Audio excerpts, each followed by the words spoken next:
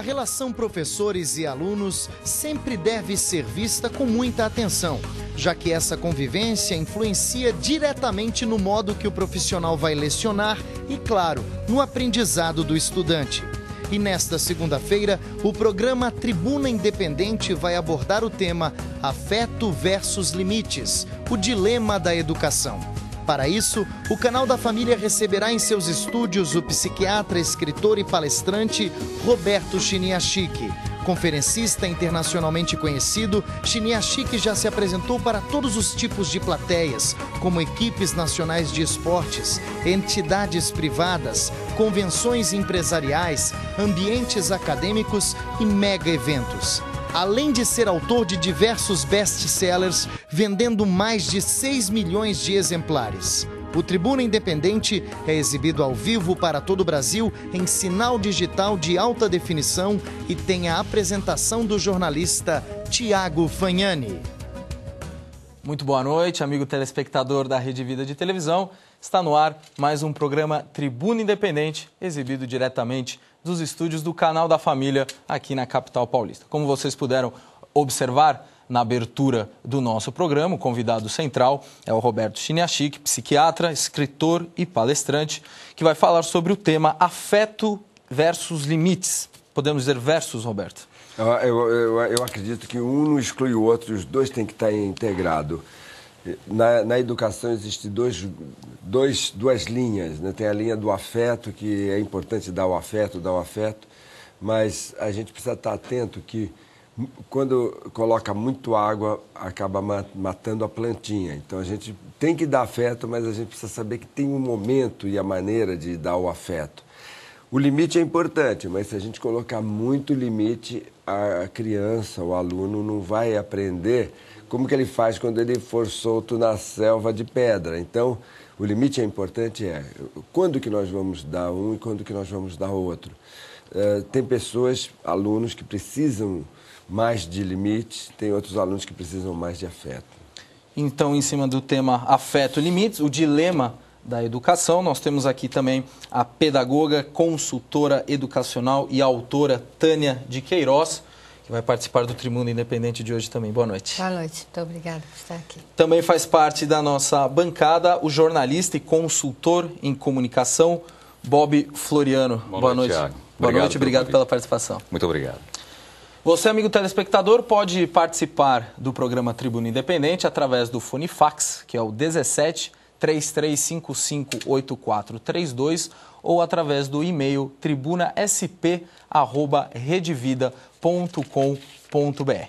E para começar o programa, eu vou fazer a primeira pergunta sobre o excesso de afeto. Quando que esse excesso de afeto pode interferir na educação do aluno? Porque tem muitos professores também, né, que são muito bonzinhos, e alguns também são muito duros. Então, onde ser bonzinho e onde ser duro? Olha, hoje a distorção desse afeto nasce da culpa de muitos pais. Muitos pais têm que trabalhar fora, o celular, o computador acaba invadindo o tempo dos pais, e esse pai que se sente culpado acaba permitindo tudo. Então, permite que a criança fique o tempo todo no computador, que a criança se alimente de qualquer jeito. Essa criança que vai para a escola, ela não está acostumada com limite. E aí a professora coloca o seguinte: não, ele está acostumado, eu não vou colocar limites. E essa criança percebe que a escola não tem uma estrutura. É função do professor mostrar para esse aluno, para essa criança, para esse jovem, que ele tem que ter uma estrutura. Então, tem momentos em que é importante a estrutura e tem momentos em que é importante o afeto. A gente pode dividir os professores, basicamente, naqueles que usam mais o afeto, outros que usam mais o limite. E o verdadeiro professor, que é o verdadeiro educador, ele vai saber dar o afeto. Então, o aluno está batalhando para conseguir aprender, está lutando para conseguir fazer a lição de casa.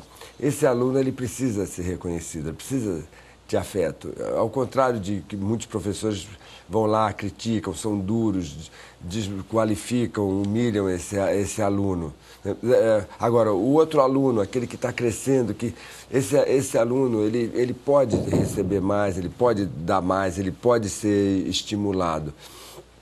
Quando o professor não tem esses vícios de só dar afeto, de ser um professor bonzinho, né? E também quando o professor não tem o vício de ser o durão, ele consegue muito mais. Porque, na verdade, todos nós, essa linha ela nasce do que em análise transacional a gente chama de reconhecimento. Na vida nós precisamos de reconhecimento por sermos quem nós somos. Então é muito importante. A gente diz na análise transacional, um beijo é melhor que um tapa, mas um tapa é melhor que indiferença. As pessoas querem beijo, as pessoas querem carinho, querem atenção, mas se elas não recebem atenção pelas pessoas que elas são, pelos esforços dela, elas acabam fazendo bobagem. Então, se a gente observar, muitas vezes o aluno que atua de uma maneira agressiva na sala de aula, esse aluno está falando, olha, ninguém lá em casa me deu atenção, eu vou chamar a tua atenção nem que seja para me expulsar da sua sala de aula. O aluno, muitas vezes, não aprende uma lição, ele está falando, olha, professor, ninguém lá em casa me deu atenção, eu vou chamar a sua atenção sendo o pior aluno da classe. O professor tem que saber traduzir que atenção que esse aluno está precisando, que atenção que ele está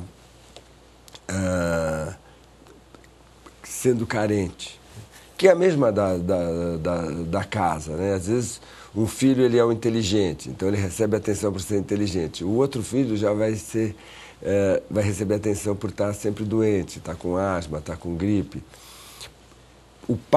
Os pais, os professores têm que entender o seguinte, deixa eu traduzir esse sintoma, deixa eu traduzir esse problema.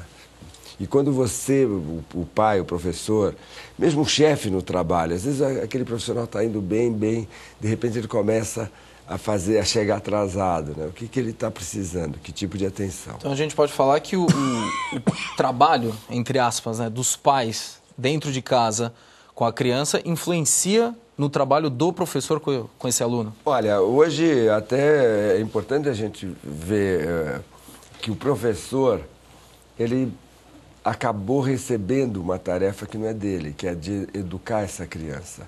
Os pais têm deixado essa tarefa de educar, então os pais acabam chegando em casa cansados, acabam não tendo tempo, acabam sendo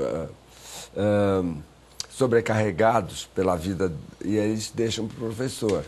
E esses pais que se sentem culpados, eu lembro quando eu era criança, a última coisa que eu queria era que minha mãe e meu pai fossem chamados na escola. Por quê? Porque eu ia sempre, depois que a professora falasse, o Roberto está bagunçando, ia ter uma conversa dura lá em casa.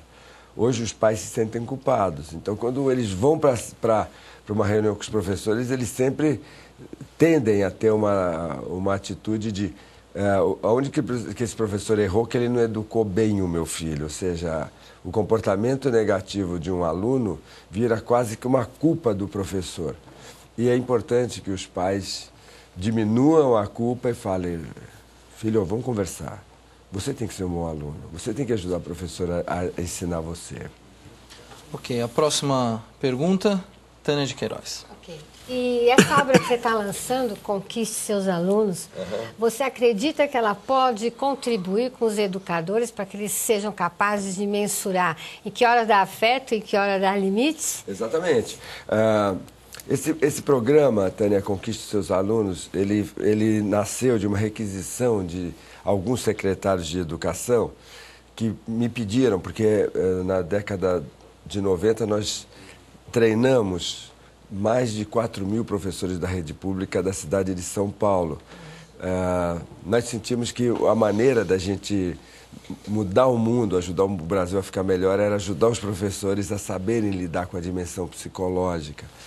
E essa experiência mudou um dos governos, acabaram com o nosso projeto, a gente parou, mas muita gente que conhece esse trabalho fala, Roberto, dá para você criar isso? Vê, certamente o educador, o professor no Brasil, ele tem sido, e é um erro grave, pouco valorizado, pouco instrumentalizado. E uma das maiores carências é o professor receber instrumentos para lidar com recursos para lidar com essas dificuldades, né? Antigamente, o problema de do professor, aluno na sala de aula, era a dificuldade de aprendizagem, era a dificuldade de participar das atividades, porque a criança era muito tímida. Hoje não, hoje o professor tinha que lidar com droga na sala de aula, bullying, tem que lidar com alunos que não recebem atenção, alunos que são violentados em casa. Ou seja, os desafios do professor na sala de aula aumentou uma barbaridade. E a gente tem procurado, com esse programa de treinamento Conquiste Seus Alunos, dar esse recurso para o professor entender, né? E certamente a pergunta para o professor pensar, que também é uma pergunta para o pai, para a mãe pensar, é o seguinte: o que esse problema que meu filho está apresentando quer dizer, né? O que ele... E geralmente a resposta é: eu estou precisando de carinho, eu estou precisando de estímulo, eu estou precisando de um pouco de atenção, eu estou precisando de alguém que confie em mim, eu estou precisando de alguém que faça algo comigo em algum momento. Então, na verdade, esse seu material ele vai permitir ao educador e até ao pai um diagnóstico da razão do comportamento daquele aluno para poder intervir. Que, na verdade, com exceção dos distúrbios de neurônios cerebrais, neurológicos, quando o ser humano ele age de uma maneira negativa, seja agressiva, seja depressiva, né? Então, às vezes, as pessoas perguntam, né? Isso está lá, é uma história verídica. Quando eu trabalhava com pacientes mastectomizadas, né? Então, eu lembro de uma senhora que fez uma cirurgia plástica, reconstruiu o seio e passou um mês, ela pediu para retirar o seio, né? Aí a gente foi estudar. Aí o chefe da equipe de cirurgia da Beneficência Portuguesa me chamou: Roberto, por que a pessoa que acabou de colocar o seio está ótima, ela pede para tirar? Porque ela com a mastectomia despertava a atenção dos filhos, né? Então os filhos levavam para cima e para baixo, estava com essa mãe. Reconstruiu, eles foram embora, os filhos não queriam mais saber. Então ela dizia: eu quero tirar esse seio porque eu, doente, tenho a atenção dos meus filhos. Aí você reúne com esses filhos e fala: dá para dar atenção para sua mãe, ela estando saudável? Porque senão ela vai ficar doente, para vocês levarem ela ao médico, levarem para passear. Sempre o sintoma, ele está querendo, ele está pedindo alguma coisa, né? Então, por que meu filho não consegue estudar? Eu preciso de atenção do meu pai. Por que esse filho está brigando na sala de aula? Eu estou precisando que alguém diga: você é inteligente, você... E quando a gente vê muito desses marginais, eles estão falando: olha, eu vou provar que eu sou corajoso. Papai dizia que eu era um covarde e eu sou um corajoso. Espera aí, não precisa fazer essas besteiras. Você é corajoso, você é inteligente, né? A gente, hoje, muitas vezes nas empresas, as pessoas falam, né? Se esses traficantes de droga, em vez de fazer essas ações não éticas, eles construíssem empresas éticas, eles seriam trilhardários, tão ricos quanto, só que eles estariam com negócios éticos e, portanto, poderiam conviver na sociedade. Próxima pergunta, o jornalista Bob Floriano. Roberto, deixou bem claro que isso é uma ferramenta e tanto para que o professor saiba lidar com esse aluno. A dúvida, até de quem está assistindo: classes sociais. Isso dá para aplicar? Classe AB, uma escola num bairro nobre, professores com um tempo maior para poder estudar mais. Em contrapartida, classe CD. Aquele professor que fica fazendo 3, 4 escolas por dia e tem pouco tempo para estudar. Como que esse método vai ajudar tanto um quanto o outro? E se há diferença nisso, né? Certamente é muito diferente. Você tem um professor particular, o jovem quer ser tenista, ele tem um professor particular. É muito melhor o aprendizado do que se ele tem aula com mais 50.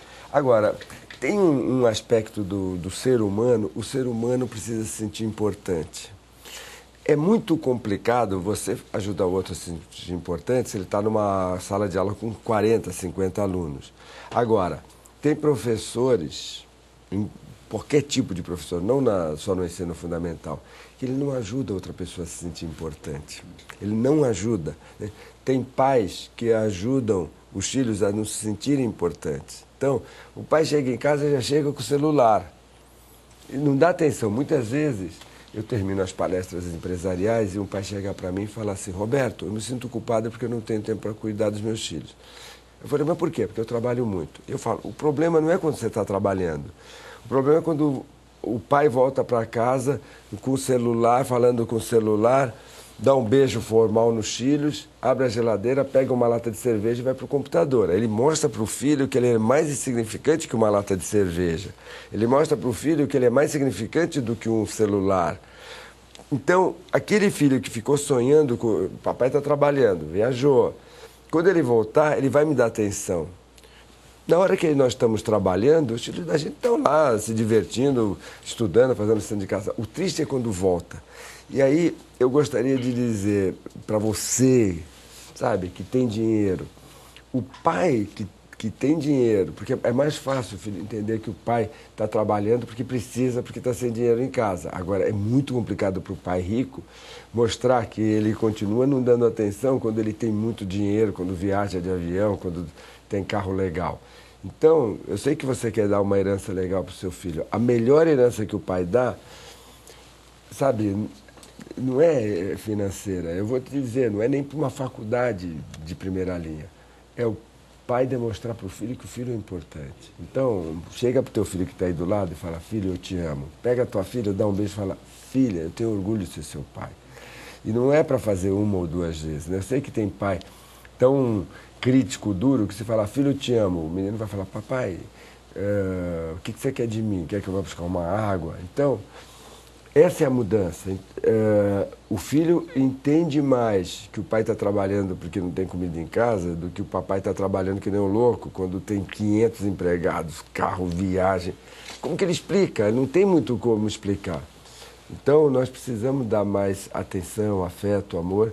E, ao dar afeto, amor, nós vamos saber falar não quando é importante falar não. Tá certo. Este é o Roberto Chiniachik, psiquiatra, escritor e palestrante, convidado do Tribuna Independente de hoje. Vamos para um rápido intervalo, voltamos daqui a pouco.